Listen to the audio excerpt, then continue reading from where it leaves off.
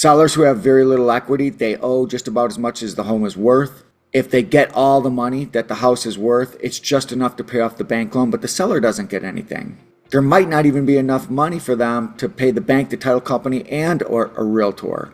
So they get into a mindset where they don't want to keep making payments and absorbing costs, waiting for a sale. They just want out from under the monthly payment burden and the debt so they can move on with their life. Some of them are already behind on payments, or they may be current. These folks are thinking about letting the house foreclose. Maybe they're thinking of a short sale. Maybe they're thinking of deed in lieu of foreclosure. They're thinking of handing in the keys.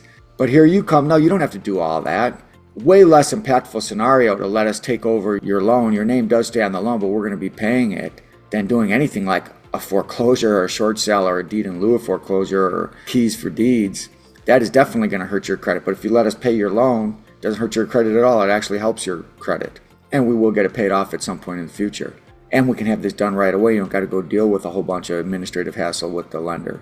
Ashley, did you have a lot of administrative hassle on the deal? You did. Hell yeah, you did. I mean, you handled it, like a champ. A lot of these sellers don't want to have to go through all that when you can just come along and begin making payments. They trust that you'll do it, and you will.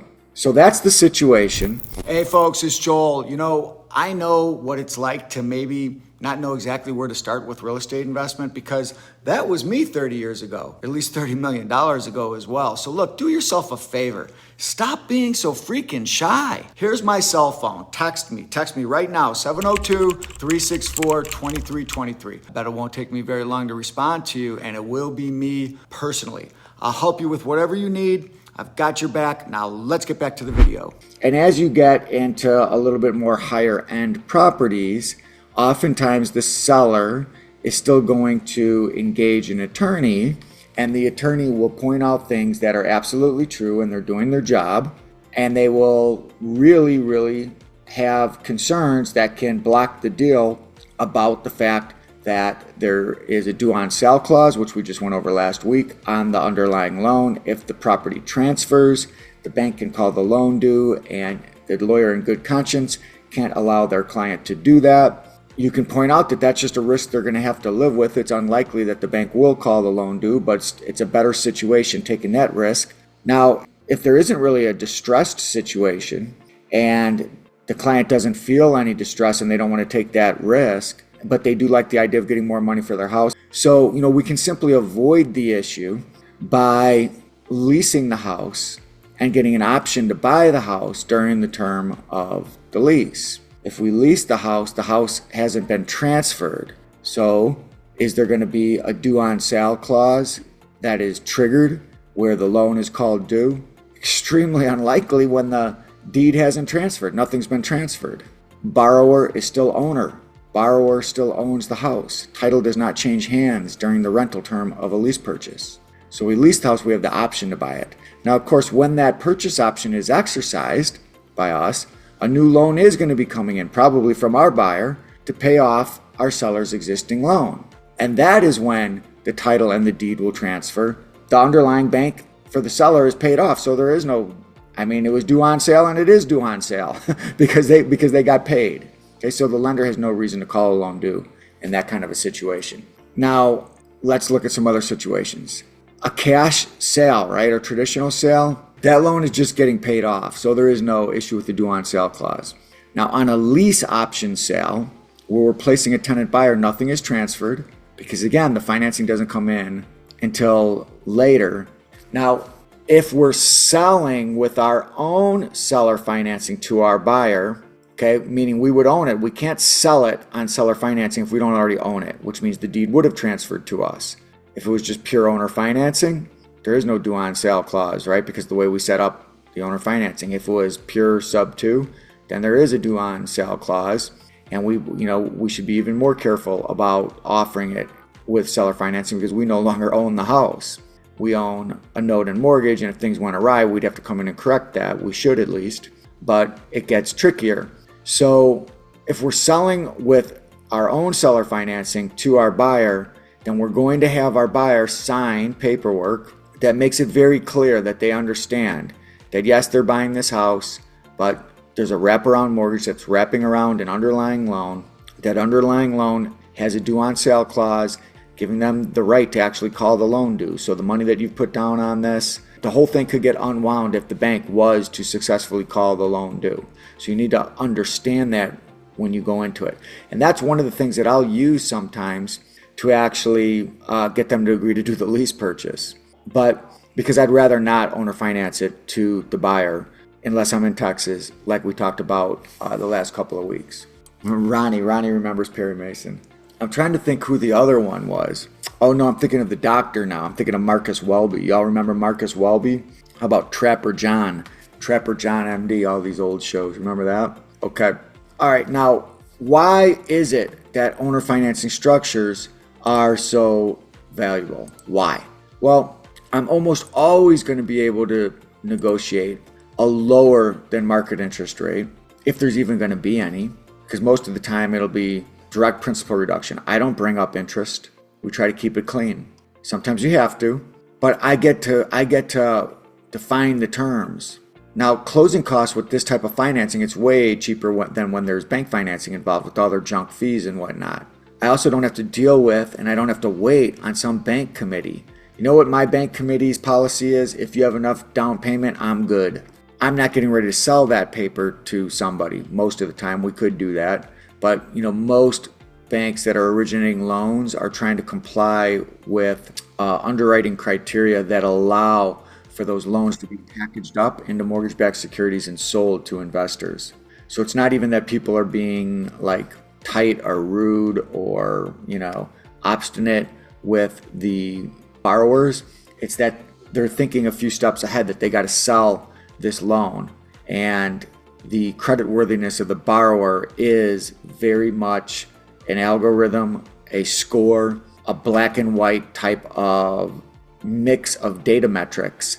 And if either you meet them or you don't, because these securities that are offered as mortgage-backed securities have hundreds of loans in them, and the risk of that security is defined by the creditworthiness of that borrower. So we don't have to deal with all of that. We can be much more flexible. We can be human to human, belly to belly on these things. None of the financing that I actually get from sellers is actually reported or shows up on my personal credit. I have an entity buying it, and it doesn't have any effect on my debt to income ratio. I'm not personally guaranteeing any debt. So I have massive flexibility in structuring deals as a seller and as a buyer. And of course, the way we structure these, our personal liability is minimized substantially. And then we can do cool things like close in certain entities like trust, LLCs to further reduce liability and risk. There's very few businesses that allow you to make as much money as you can make, taking as little risk as you have to take. That's why this business is really worth spending some time learning and mastering, getting as good as you can possibly get. More on why seller financing is so favorable. Okay, the seller, when we owner finance from them, we check a little box on our contract and we make sure our attorney, when they draw up the note and mortgage, they do not put a due on sale clause on the financing that the seller is giving us.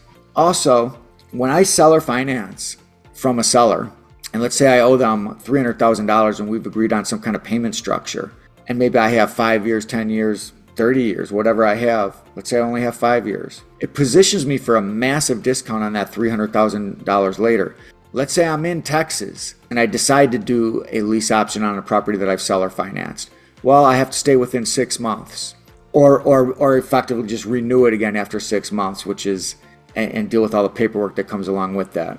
But if I know somebody's going to qualify for the loan in 6 months, but I have 5 years to pay off my seller, and that person actually does qualify for the loan, and 3 months later they're ready to pay me off, couldn't I go back to that seller in 3 months and say, hey, I don't have to pay you this $300,000 for 5 years, and we've got it structured on payments, and I'm fine to keep doing that, but I got to thinking maybe I just pay this thing off, but not all of it. If I can get you hundreds of thousands of dollars in the next couple of months instead of waiting 5 years, would you be down with that? How low can you go? You almost always get a massive discount. But what if you don't lease option it and you sell it on seller financing and it's 3 years later? So you're like, hey, have you enjoyed getting those payments for the last 3 years? I got 2 more years before I owe you all the money. I got to thinking, Christmas is going to be coming up in a few months. What if I could pay you off before Christmas? How much less than the $300 I owe you would you take? So we can position ourselves for massive discounts. Other things we can do.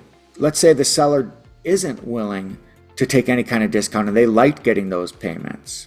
Well, sometimes we'll put a substitution of collateral clause, which means we can move their mortgage off of the house that's going to be paid off by the new loan that comes in from our buyer, and put that mortgage on a different house, some other collateral, and just continue making payments to that seller. How cool is that? Also with seller financing, what if we wanted to really modify the house? It's like a beach property.